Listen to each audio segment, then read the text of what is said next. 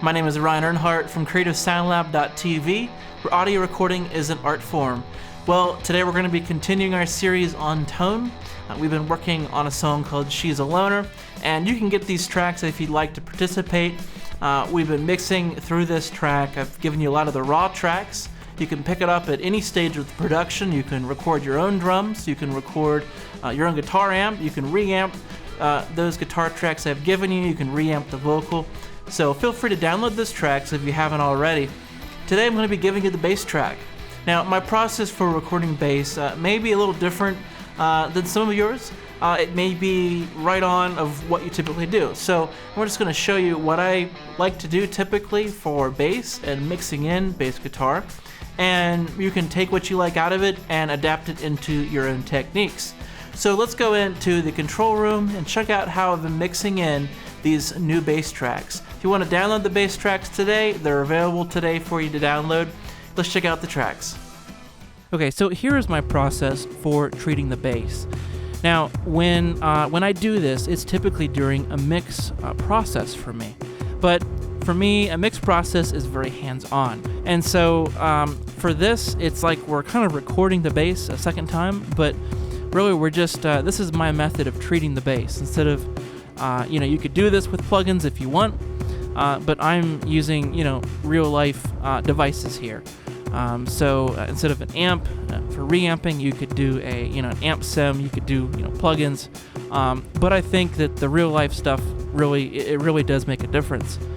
So today what I'm using is the Warman AWA-76, and this here is acting kind of like a compression pedal that a typical guitarist or bassist has between the instrument and the amplifier.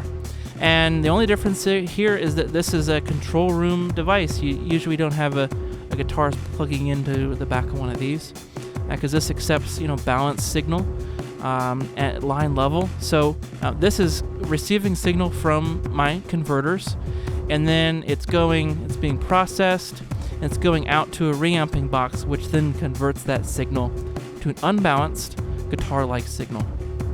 So my goal is just to really help keep the signal in the sweet spot. I want to add a little bit of overdrive to this bass, add some harmonic content in the mid-range, and this compressor is really going to help me sit right in that sweet spot. And then I record it. I have the microphone pre, the TB12 coming in back, and then that signal is right here. So this is the compression of the mic signal.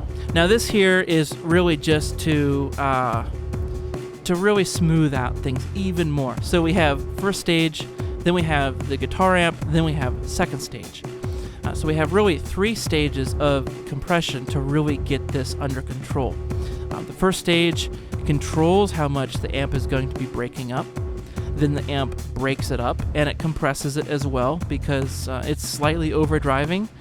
So that's compressing. And then we have, now we have a little more flavor, a little more compression, and it comes back in through our preamp, and we further compress it with this amp here. So we have about 4 dB or so reduction over here, because that's really where all the heavy lifting is kind of in this zone here. The amp does a lot of the compression, and then this is just a really kind of smooth out any sort of peaks. I'm really just only hit maybe 2 or 3 dB or so. After this, then I go to the EQ.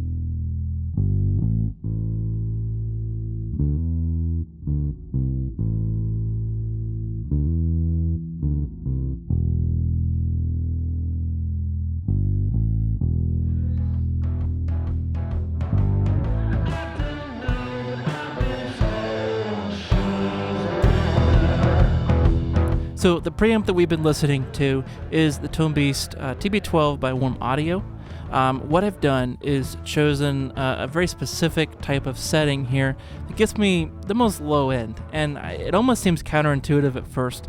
My first instinct for bass was to do the 731, the vintage, and the steel, thinking, hey, packed full of flavor.